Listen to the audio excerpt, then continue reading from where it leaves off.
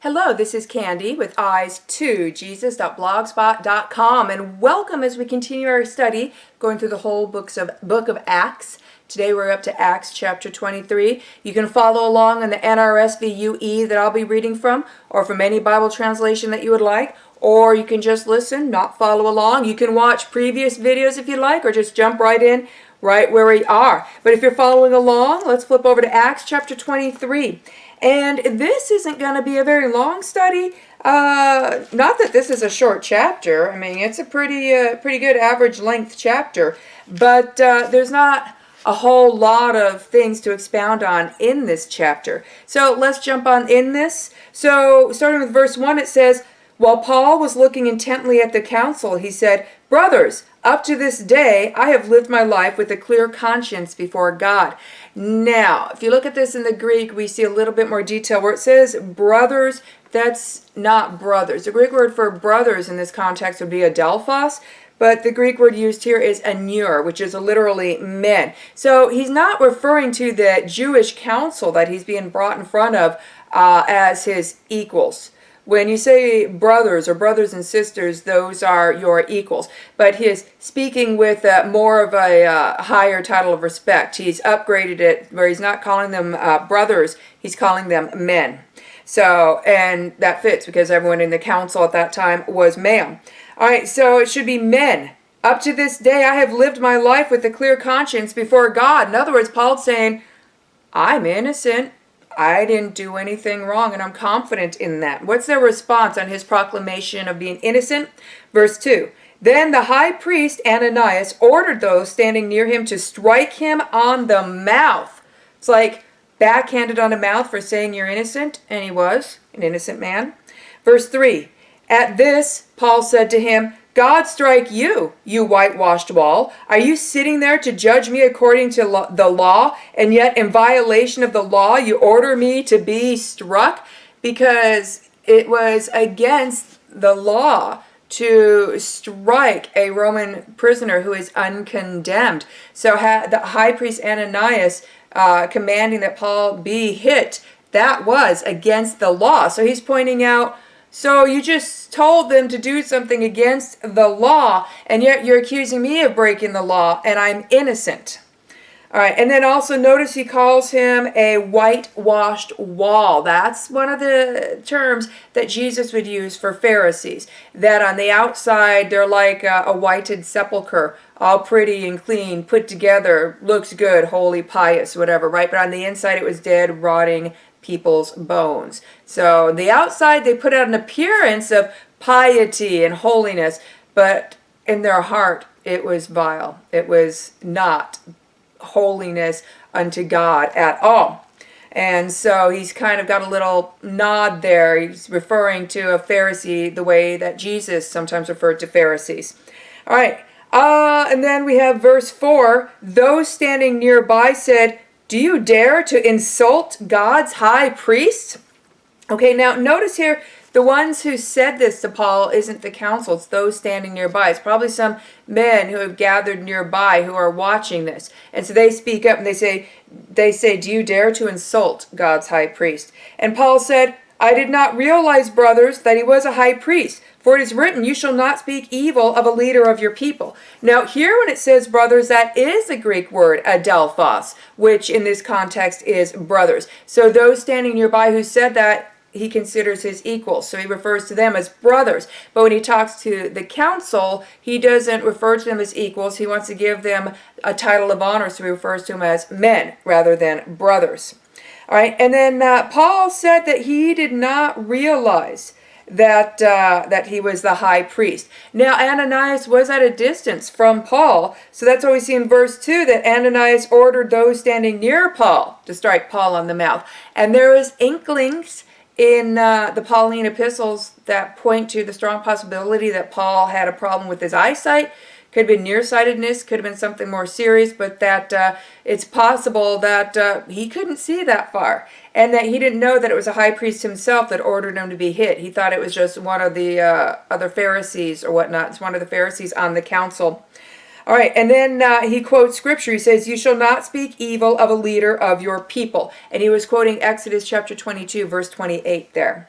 Okay, continuing on with verse 6, it says, "When Paul noticed that some were Sadducees and others were Pharisees, he called out to the council, 'Brothers, I am a Pharisee, a son of Pharisees. I am on trial concerning the hope of the resurrection of the dead.'"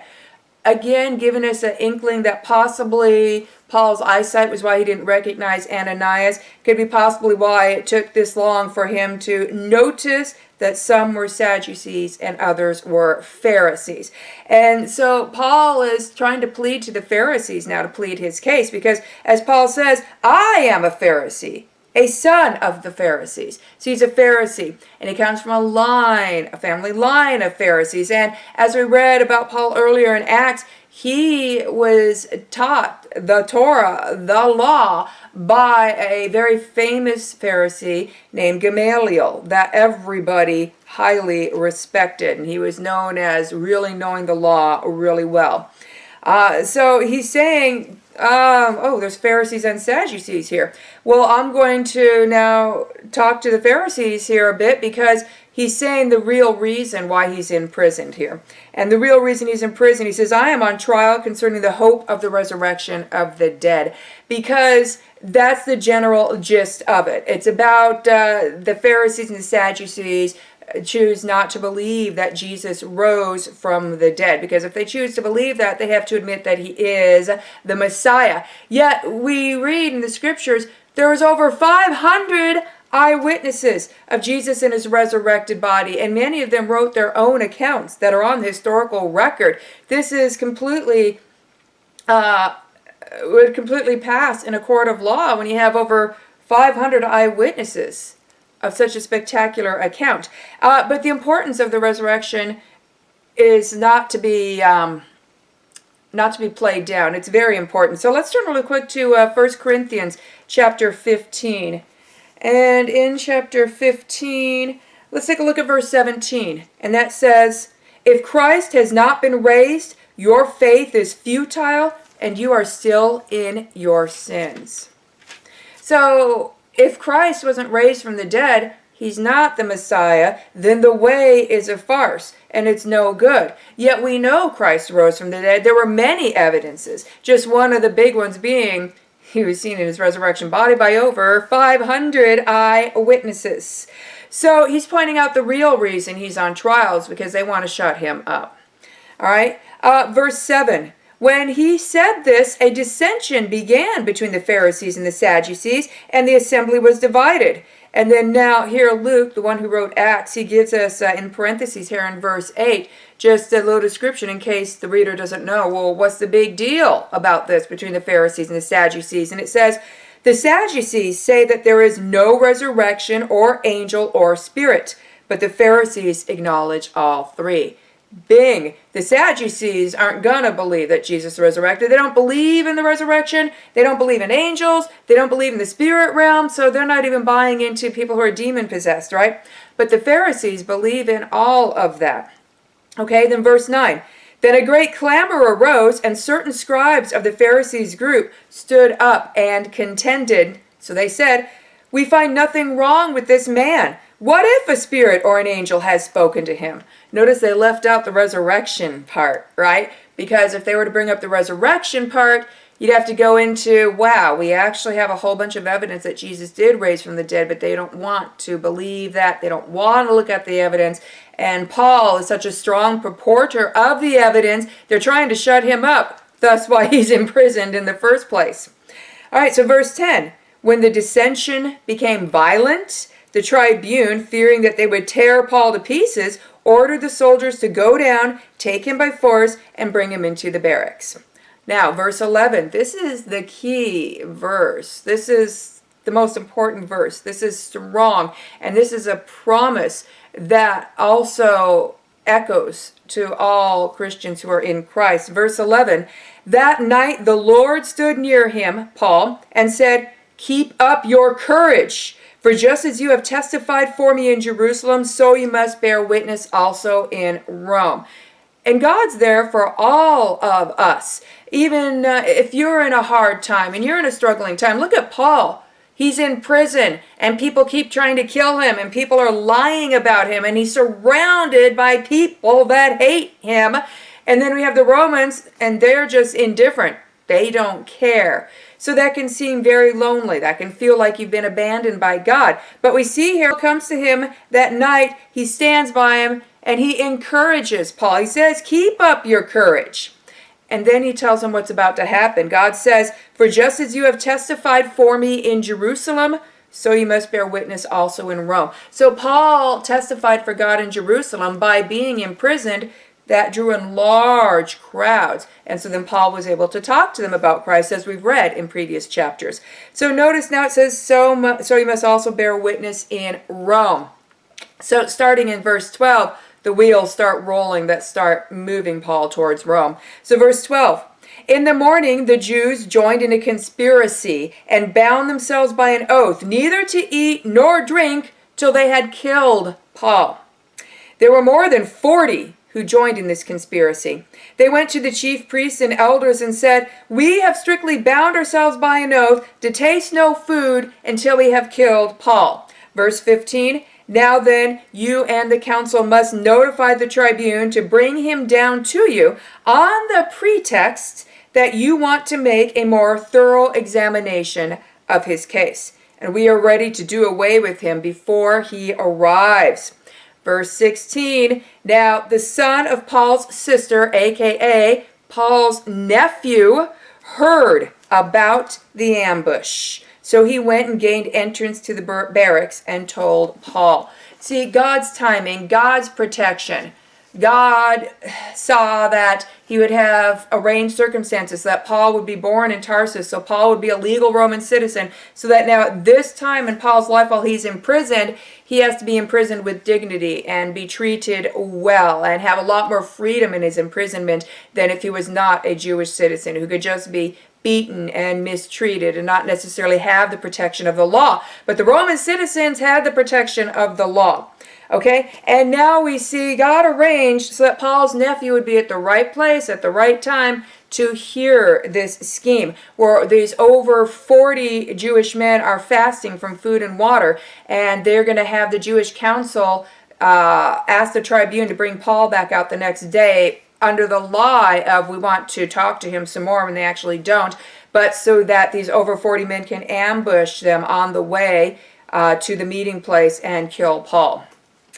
All right, so remember, this is actually getting the wheels turning for starting to move Paul from Jerusalem to Rome, as we'll see as we continue reading. So verse 17, "Paul called one of the centurions and said, 'Take this young man to the tribune, for he has something to report to him.'